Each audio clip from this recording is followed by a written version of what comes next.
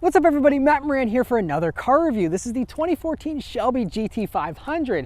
Huge thanks to Lifton and Shifton for providing me here with his awesome GT500 here to review for you guys today. So about the final generation of the S197 generation GT500. So this is the final evolution of, what was a very impressive run of GT500s here for the S197s. And it's also important that this is, the last manual transmission GT500, not just offered with a manual, but only offered with a manual transmission. And this one in particular looks awesome here in Kona blue with the white stripes. It really pops. And I just love the way these things look, just with the round headlights you still have up front there, but you still have a little bit of the LED accent lighting, and really especially the front end is just dominated by this car's goal to hit 200 miles per hour, which it will do. And so I mean, they had to open up the grille area, open up everything there, give it some more aero with that little front lip you see, and just the way they sculpted that whole front bumper to give you better aerodynamics but also good downforce to help this car achieve that goal. And I love the heat extractor you have here at the top of the hood as well,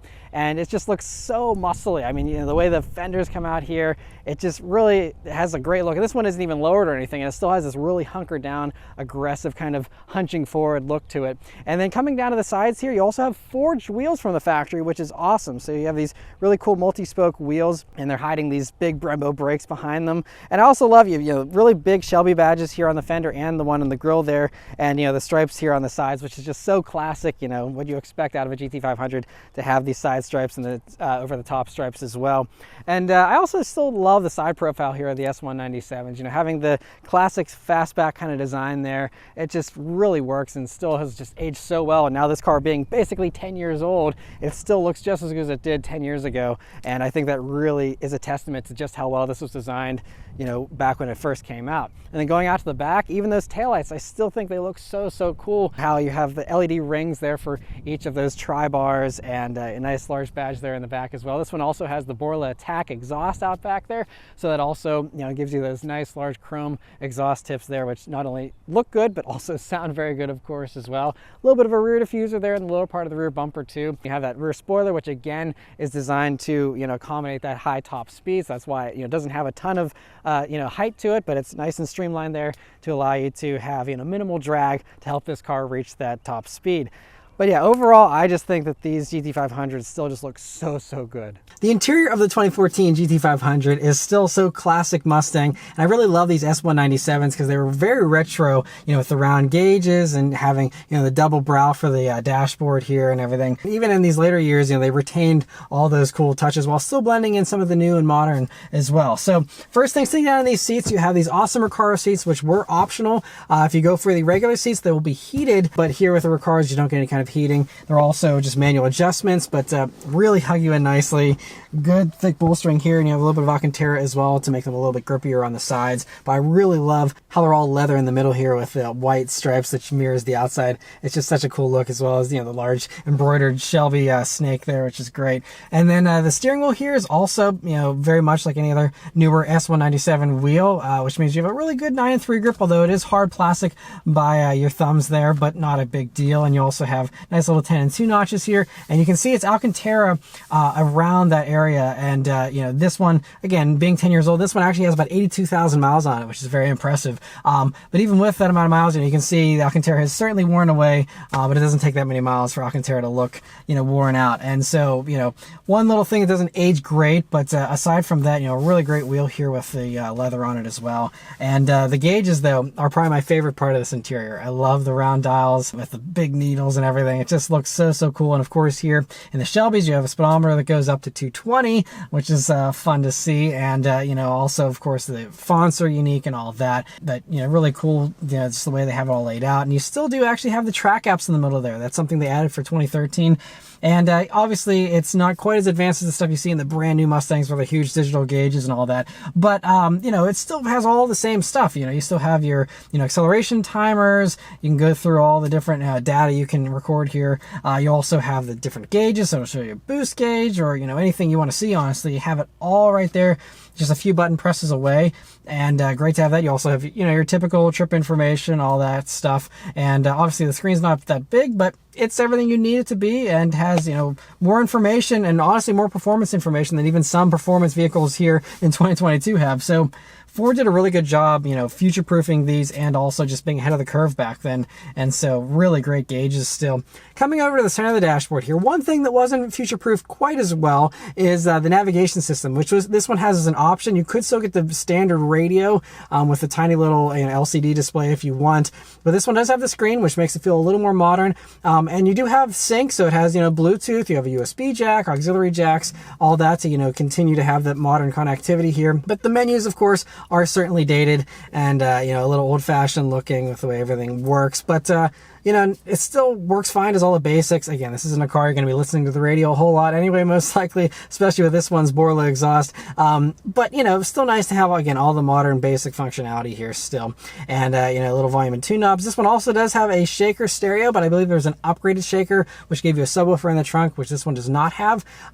So, you know, just a couple different options. You know, the way this one is set up doesn't have that, but not a big deal. Again, no one really cares about the stereo too much in these, I'm sure. And you have your auto climate controls and all that, which is nice and simple to work. But with the nav screen, those climate controls are all run through that screen. So it's one thing to keep in mind if you do plan to swap out this screen for something newer. You know, you're gonna have to figure out, you know, something as far as your HVAC integration. Otherwise, though, you know, storage space here wasn't the strong suit of the S197s. You had tiny little pockets in the doors, but in the middle you do have your cup holders here with a nice little cover, and also the ambient lighting you have here around them, which is fun, and that's tied into the My Color, so you can change the coloring of the gauges and that light, and you know, nice to have a little bit of customization with that. Again, another thing that was kind of ahead of the curve with Ford. And you also have the center armrest, which has a little bit of padding in the middle, but on the sides here where you're most likely to be placing your elbow, there isn't any padding there. So I wish the whole thing was padded. Again, these are minor nitpicks, but you know, it has a nice Shelby branding there on it. You open that up, and that's where you'll find that auxiliary jack and USB jack,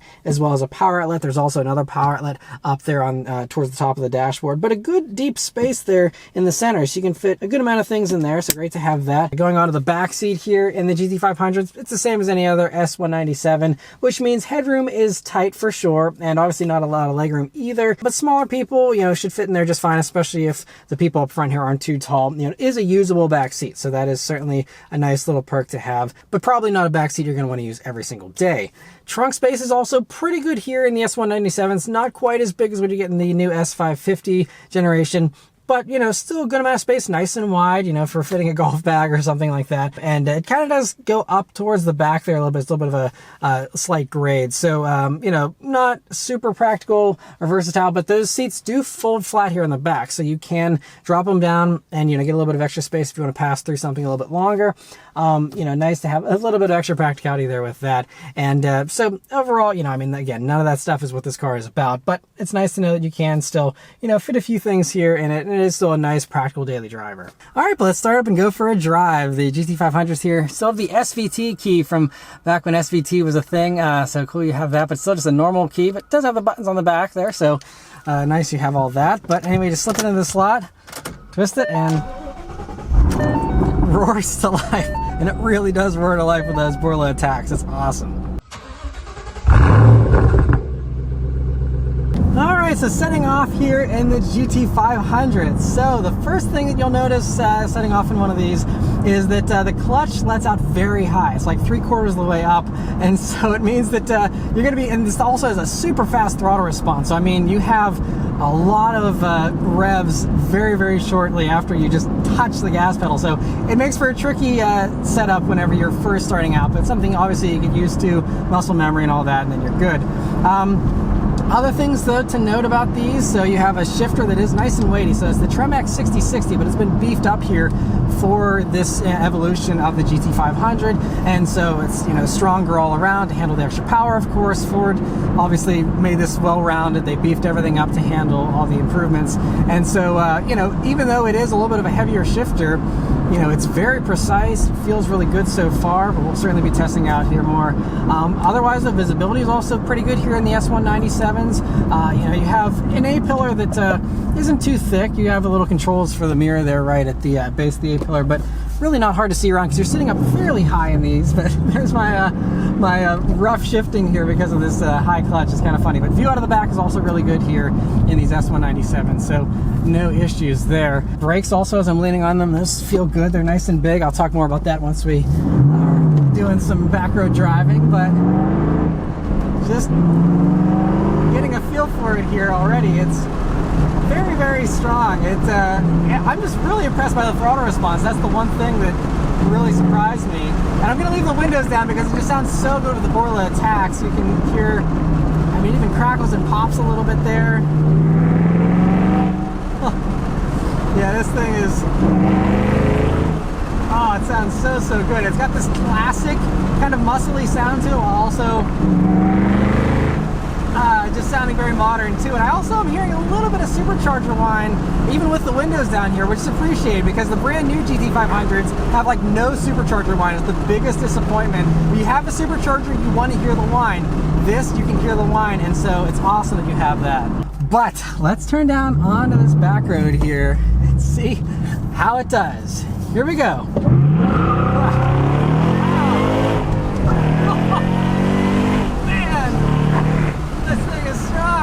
Oh, and I love how it leans forward too on those brakes. It's got a little more body movement than the new ones for sure. So, oh, this thing, it's full strong. Woo! So it's the 5.8 liter supercharged V8 engine. It's got a 2.3 liter supercharger on it, by the way, running 14 PSI from the factory. And from the factory, these will do about 660 horsepower, but this one's doing about that at the wheels, thanks to this one having an upgraded intake as well as an upgraded throttle body. And then you also have a 93 octane tune here on this, an upgraded thermostat, and the Borla attacks, which might give you a little bit as well. So I mean, this thing is punchy. I mean, you're probably doing close to 700 crank with this setup, and not that they were slower, they needed more power, from the factory. But one thing I'm really impressed by is that it feels as fast as it does, considering the gearing is so tall. Third gear in this thing tops out at 140 miles per hour. That was all, again, part of them trying to just have that 200 mile per hour top speed. You got to have, really tall gears to get there. And so, that's just one of the concessions you make. I mean, people kind of, and myself even, complained in the past about like the GT350 kind of feeling slow at lower RPMs because of having, just not a ton of torque in that motor and also having the tall gearing. At least with this, the supercharger to help you out. So it doesn't feel slow at low RPM still, thankfully. So it actually feels a lot punchier than a GT350 or something like that, of course. And obviously the extra power in this certainly helps too, as far as horsepower goes. But otherwise, I'd put the power down really well there, with the live rear axle. That's, the one big Achilles heel, according to a lot of people that wanted these to handle better. But, these, obviously with the live axle, are going to be better at the drag strip as a result. And also, by the way, these aren't really that much slower than the brand new GT500 with their fancy dual clutch transmission and the extra 100 horsepower or so, because these are rated at a 3.5 seconds 0 to 60. You only get a 3.3 seconds 0 to 60 out of the new GT500. So this will actually keep up even with, accounting for the manual shifting. Again, that's obviously, an expert driver, to get that kind of a time. So it's a little harder to actually do that sub 4 second time compared to the GT500 with the new ones where, you can basically, as long as you can reach the pedals, you can do a 3.3 seconds 0 to 60 in that car. Same goes for quarter mile times. This will do an 11.8 second quarter mile and well over 120 miles per hour for the trap. And it's, this thing, I just love how it's so flat with the power band as well. You don't really have to rev it out. It will go all the way to 7,000 RPMs, but you make peak power right around 6 or so, and there's no reason to really even go beyond that because it's just got boatloads of power all through that power band there. And so this one also is important that it has the performance package and the track package. The performance package gives you a slightly thicker front sway bar, as well as giving you the limited slip differential in the back, and also giving you the adaptive damper. So you have a 2-mode Bilstein adjustable damper here. We're currently in the normal mode here. We'll go ahead and put it up into the sport mode, and that firms things up a little bit, and we'll try it out on some of these corners. But it's really great that they even had that, because it means that you have a little bit more handling capability, and these are also lighter than the new GT500s. These only weigh about 3850, which is the same as my S550 Mustang Bullet, and so having this bigger motor with the supercharger and everything, for it to still be as light as these are, is actually really impressive too, especially considering the new GT500s, again, are well over 4,000 pounds. And I'm not going to act like this handles as good as the new GT500. It clearly doesn't. I've taken that around Las Vegas Speedway and, you know, road course, taking it down the drag strip. It's a very impressive car. It definitely handles a lot better than this. It's flatter, it's grippier, it has wider tires as well. This one, by the way, from the factory, they were running 265s in the front, 285s in the rear. This one still has those same dimensions, but we do have some slightly upgraded tires. We have Continentals in the front, and in the back there we have the Michelin Pilot Sport 4S, which is one of the best tires, great for having lots of grip while also giving you good longevity and you know, not having it be super racy for that tire. And so I mean, it really puts down power well, probably even better than it did, you know, from the factory with these, because it just all feels really well sorted. Obviously, this is not going to be your first pick for Tail of the Dragon or trying to attack, you know, a go-kart course or something, but whenever you're, you know, just grand touring, which is really what these were designed for, it's really great for that, while still, again, having that engine stability and the better handling, you know, that you'll appreciate if you do want to do a little bit of that. But do another pull here. There's some wheel spin. Man, oh, it feels great. Oh, and I love that whine. That is so awesome.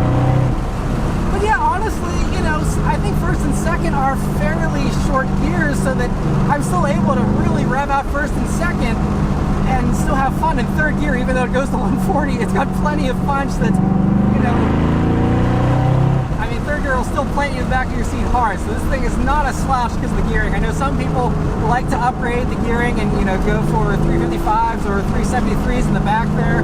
I mean, you can do that, and this thing can be even more of an animal, but I think that, you know, the stock configuration really does a good job of putting the power down well, and, you know, it's very manageable, I think, as a result, but it's still plenty of fun, so I think it's really well set up. And if you do happen to care about fuel economy, it's worth noting that these do get about 25 mpg on the highway, thanks to that very tall 6th gear. So, you know, if you're trying to extend out your range and you don't mind not having much passing power, you can just sit in 6th and, you know, get a pretty good amount of range out of this, you know, for some long distance grand touring and stuff like that. So, nice that it is still, you know, fairly fuel efficient whenever you're taking it easy. Oh, there's the one.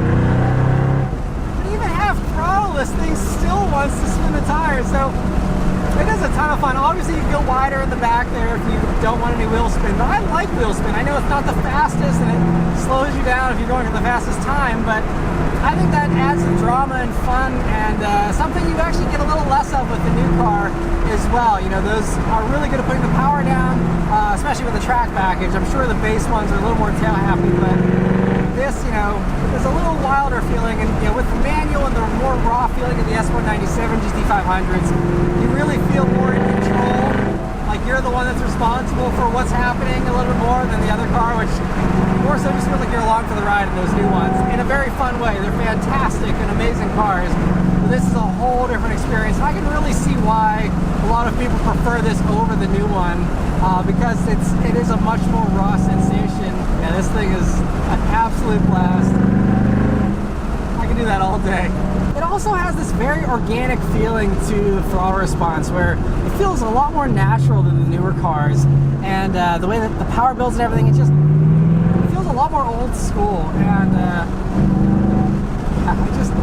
it's really hard to explain, but there's this like tension in the gas pedal that you don't get with the newer cars that really makes you feel like it's this cable actually connected to the engine, and, you know, like it used to be. It's just kind of sweet the way they set that up. But other things here, so there's comfort steering and sport steering, so you can change that so you can have it a little bit stiffer. So we'll put everything in its sportier setting here. It's definitely a little bit stiffer here, but that is one thing I can say about these S197s. The steering isn't the absolute precisest compared to the new ones, where it's a lot more precise, I think. But it still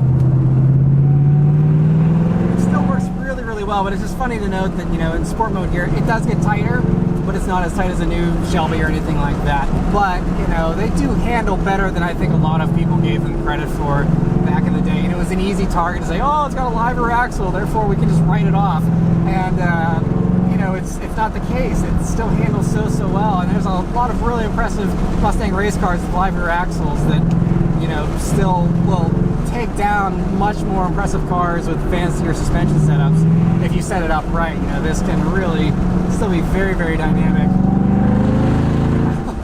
But oh, that engine and that exhaust, that is all you need to know about the GT500 here. These things are just crazy good fun, and they're also a really good value. I mean, these days I can't really comment on used car pricing because everything is just insane in the year 2022 here, with the way pricing is just completely goofy for everything.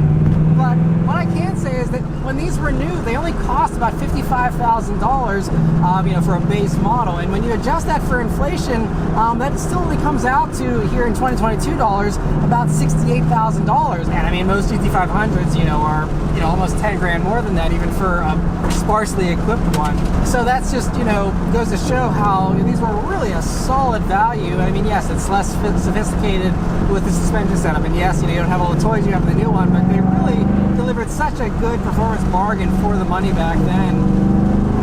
And you know, now, especially with, you know, a lot of people probably going to the new GT500s, I'm sure, you know, there's a little bit more supply of these than there used to be back in the day, and so you can get one for, you know, a pretty good deal still. And like this one, 82,000 miles on this one, by the way. Super impressive, still pulls so strong, still feels great. The interior's held up really well, you know, it looks great still on the outside. These cars do age very well, even if you do use them every day and, you know, really put a lot of miles on them. And so, you know, for anyone who's, you know, worried about longevity, you know, a lot of other vehicles you can probably get for the same money, like, you know, an E92 M3 or something like that. And a lot of those vehicles have very temperamental engines that you'd be terrified you'd be biting your nails every time you got in it if it had 82,000 miles on it. Whereas with this, you know, it's a solid, simple V8 engine that's, you know, proven reliability, very strong, at least at, you know, relatively tame power levels. If you try and, you know, go crazy with them, obviously all bets are off. But whenever it's close to stock power levels, I mean, this one's holding up great here. And so keep that in mind if you are someone shopping this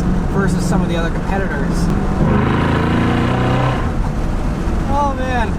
But yeah, that's about it as far as all my thoughts here on the GT500. They're fantastic, one of the most fun things you can buy, I think, in this price bracket. I mean, obviously I'm biased, I own a Mustang myself, I love Mustangs, but it's so much more involving than like manual Hellcats, which, by the way, don't have a great shifter experience. This feels really nice with this Tremec, and you know, once you get used to the clutch, you know, it's going to be a very nice car to drive. Obviously the clutch is a little bit on the heavy side. They did beef up the clutch, of course, to handle the extra power here in this generation, but you know, even with the beefed up clutch,